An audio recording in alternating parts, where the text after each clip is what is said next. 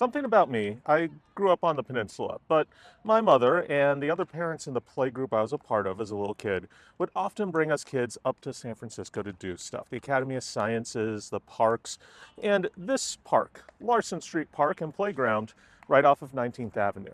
And if you were young the same time I was young, you probably knew this because of the jet. Yeah, there was jet playground equipment here that kids could play on. The one I played on is gone now, but the kids nowadays have an even cooler one to play with. When I was little, I thought it was wild to think, oh my God, this is a real fighter jet that I'm playing on. But, I was 5, say something. As I got older, I realized how ridiculous that would be for a real jet to actually be there, for little kids to be running around on kind of willy-nilly. With that in mind, it would be forgiven if you might think that anything that's set up in public that has kids crawling all over it all the time is a replica, a playground piece of equipment that is not the real thing. But when it comes to the cable car here in center field at Oracle Park, you'd be very wrong. In fact, there may be not a single thing in this entire ballpark that has the amount of history that this cable car does. Welcome to 25 years of history and trivia at Oracle Park. Oracle Park's cable car was not there when the park opened on April 11th, 2000, but it didn't take long to install. It was put in after the first homestand in April and has been a park fixture ever since. It's easy to wonder if this is a fake cable car, like the cable car tour buses you see on the road, or whatever that was that Michael Bay decided should fly through the air after exploding in The Rock. But no, this is a real cable car that worked the lines for many years.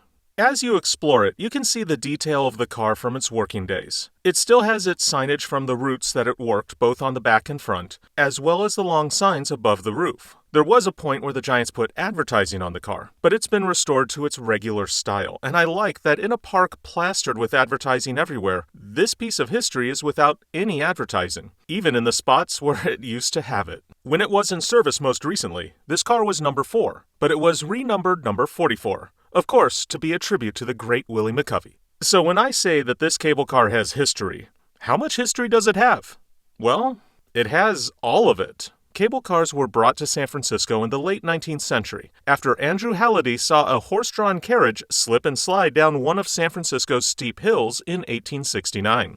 In 1873, he ran the first cable car line in San Francisco on Clay Street up one side of Nob Hill, and it became immensely popular. By the 1890s, 23 cable car lines crossed much of San Francisco. Our cable car at Oracle Park was built in 1887. Originally, it was built in the breezer style, with no walls to get to the cliff house on the Pacific side of the city. Now, San Francisco had not been the first U.S. city to have cable cars. 31 U.S. cities had cable cars at some point, from San Francisco to Providence, Rhode Island, from New York City to Butte, Montana. New York City's was the first, as they introduced the elevated 9th Street line in 1868. But let's come back to that one later. But cable cars quickly fell out of favor across the U.S. as electric streetcars came into style since they were bigger and easier to maintain. However, they could not handle steep hills, which kept cable cars essential in San Francisco.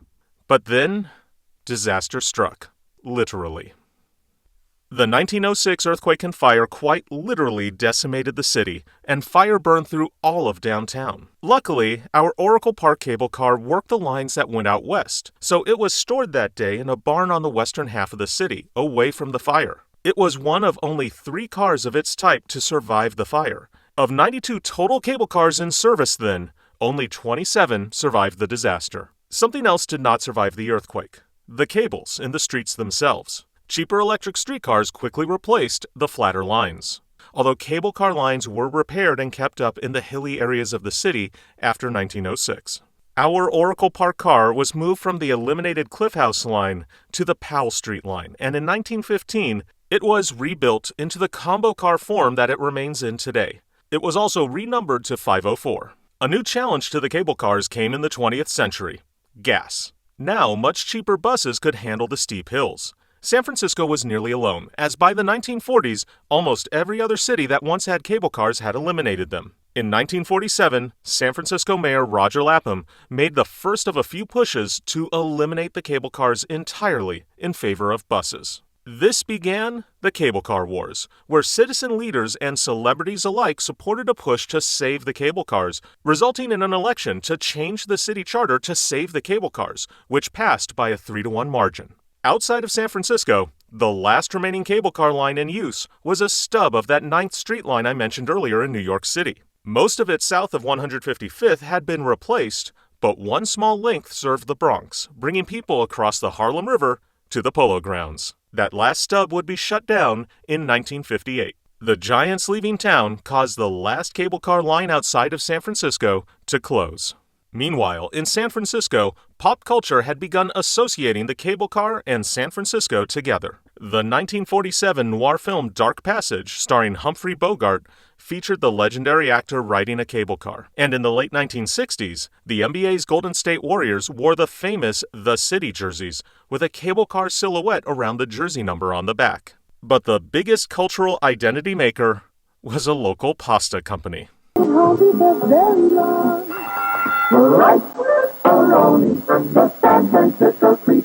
Rice-A-Roni's commercials and that catchy jingle connected cable cars in San Francisco together to millions of people worldwide.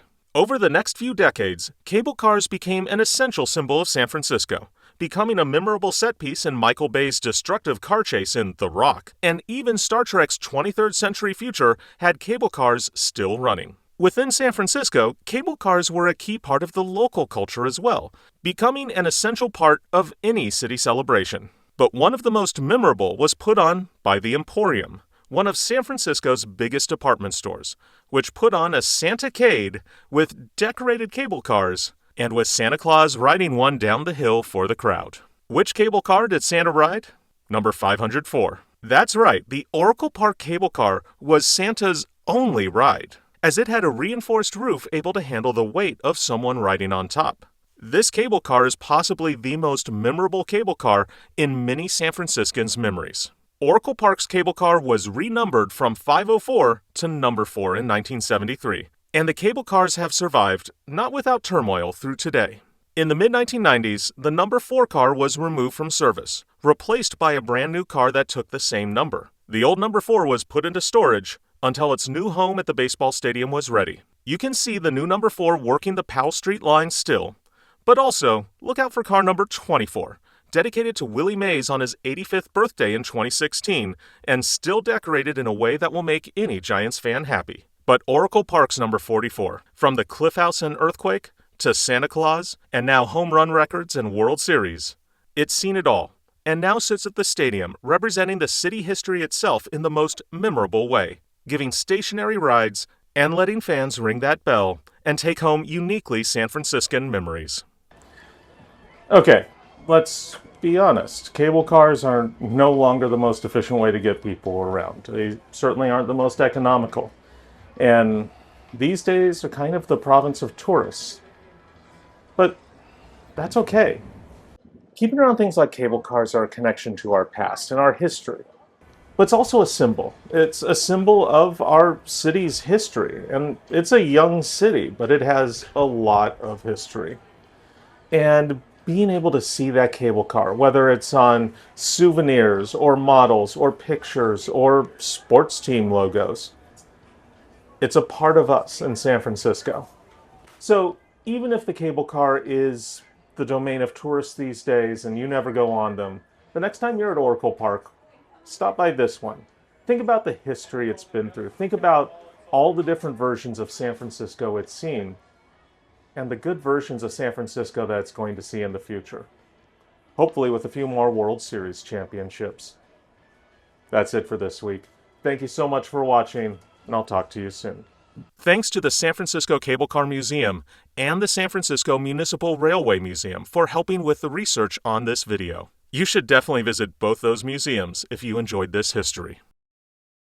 Okay, so you know when I told you about that playground with a fake jet in it?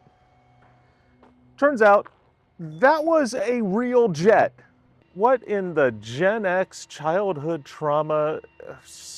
So yeah, if you're a Gen Xer or millennial from San Francisco and you remember this jet, you can go see it at the Pacific Coast Air Museum in Windsor. Jeez, I wonder what other playground stuff I was on that was real.